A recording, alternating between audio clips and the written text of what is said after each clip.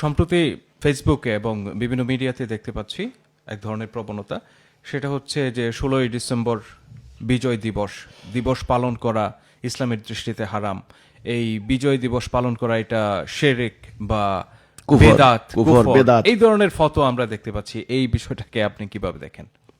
দেখেন, যে কোনো বিষয়ের আপনি যদি আমাকে বলেন ইসলামের দৃষ্টিভঙ্গি থেকে কিভাবে দেখেন, জি, তাহলে এর ব্যাখ্যা হবে একরকম। আর যদি চলমান বর্তমান রাজনৈতিক সিস্টেমের দৃষ্টিভঙ্গি থেকে আপনি কিভাবে বলেন, তাহলে এর উত্তর হবে একরকম। আর যদি এখন বাংলাদেশে যে রাজনীতির ধারা চলছে, ট্রেন্ড চলছে, anti Indian sentiment, anti Pakistan sentiment, অথবা pro Indian sentiment, pro Pakistan sentiment, এই দৃষ্টিভঙ্গি থেকে আপনি কি মনে করেন, তাহলে এর একটা নানামুখী ব্যাখ্যা হতে পারে। তো যাক, আমি ওই বিষয়গুলি পরে আসছি। এটা আমাদের জাতির জন্য একটা দুর্ভাগ্যজনক ব্যাপার। প্রত্যেকটা ব্যাপারে একটা কন্ট্রাডিক্টরি এক্সপ্লেনেশন এ পর্যন্ত চলে আসছে। প্রত্যেকটা ব্যাপারে আমি দেখলাম না সর্বজন স্বীকৃত, সার্বজনীনভাবে গৃহীত, যেটা একেবারে সত্য, যেটা ট্রু, মানে হিস্টোরিক্যাল ট্রুথ বলা হয়, জাতির সামনে জাতির জেনারেশন সেটা শিখবে, জানবে, বুঝবে, তা হলো না এ পর্যন্ত। আমি যদি বলি প্রত্যেকটা ব্যাপারে, যাই হোক, আমি স্বাধীনতার প্রসঙ্গে এই উত্তরটা আমি আপনাকে পরে দেব, যে বিতর্ক আমাদের এখানে চলছে। তো প্রশ্ন করেছেন ধর্মীয় দৃষ্টিভঙ্গি থেকে, জায়েজ এবং না জায়েজ, শিরিক, কেবল শিরিক, জাতীয় দিবস, জাতীয় পতাকা, জাতীয় সঙ্গীত, এগুলো শ্রদ্ধা করা, সম্মান জানানো, ফুল দেওয়া, এগুলো শিরিক। শিরিকের এখন বর্তমানে নানা ধরনের ব্যাখ্যা চলছে। এগুলা ব্যাখ্যা, সূক্ষ্ম ব্যাখ্যা, অতি ব্যাখ্যা করতে করতে শিরিকের প্রকার ভেদ করেছে। আপনার আমালিয়ান শিরিক, এতেকাদান শিরিক, শিরিক প্রকার ভেদ, আকীদাগত শিরিক, আমলগত শিরিক। আচ্ছা, এটা গেল একটা।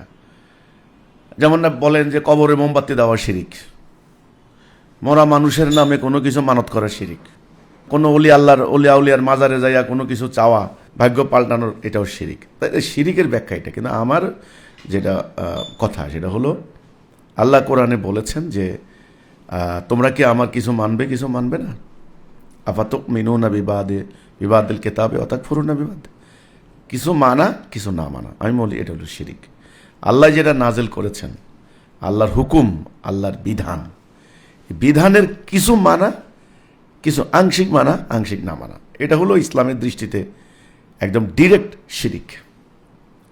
এর মধ্যে ওনারা অনেক ব্যাপার আছে, যারা ইসলামের স্কলার, ফকি, পণ্ডিত, এরা বলছে যেমন আল্লাহ তাআলার সিফতের সাথে কাউকে শরিক করা, এটা এক প্রকারের শিরিক।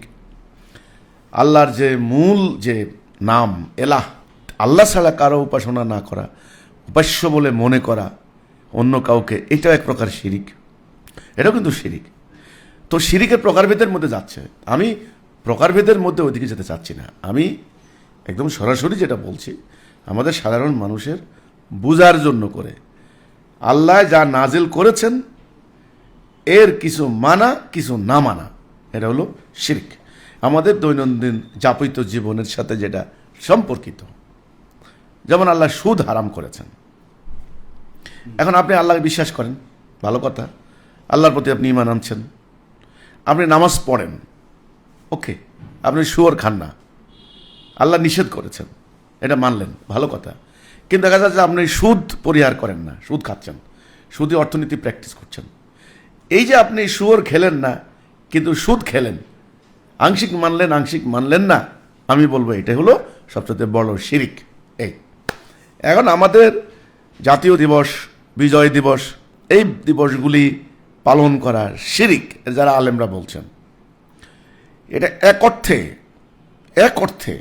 অর্থে বলতে কি, যদি আপনি এটা মনে করেন যে সারা পৃথিবীটা আল্লাহর হুকুমের আন্ডারে থাকবে, এটাকে টুকরা করে কোনো একটা ভূখণ্ডে আলাদা করে নিজেদের নিজস্ব পতাকা উড়ানো আল্লাহর বিধানের বিরুদ্ধে, তাহলে অবিসম্ভাবী রূপে এটা শিরিক হইতো, এটা হয়।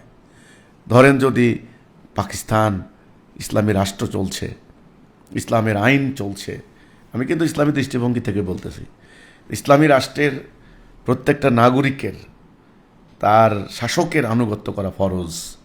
আতিউল্লাহ আতিউর রসুল আউলিল আমরি মিনকুম, আল্লাহর আনুগত্য, রসুলের আনুগত্য, অলিল আমরের আনুগত্য করা ফরজ। আল্লাহ কোরআনে বলছেন আনুগত্য করো। অলিল আমরটা কে? অলিল আমর হচ্ছে ইসলামী রাষ্ট্র ব্যবস্থা যিনি খলিফা, আল্লাহর প্রতিনিধি, আল্লাহর হুকুম মোতাবেক রাষ্ট্র পরিচালনা করছেন তিনি। এখন পাকিস্তান যদি আল্লাহর হুকুম মোতাবেক পরিচালিত হইতো, সেখানে 71-এ আমরা আলাদা হইয়া, এখন আপনি ওই সরাসরি এটা বলে কোনো লাভ নাই, এটা অর্থহীন আসলে, এটা ইসলামের দৃষ্টিভঙ্গি থেকে যায় না, কোনো কিছুই যায় না।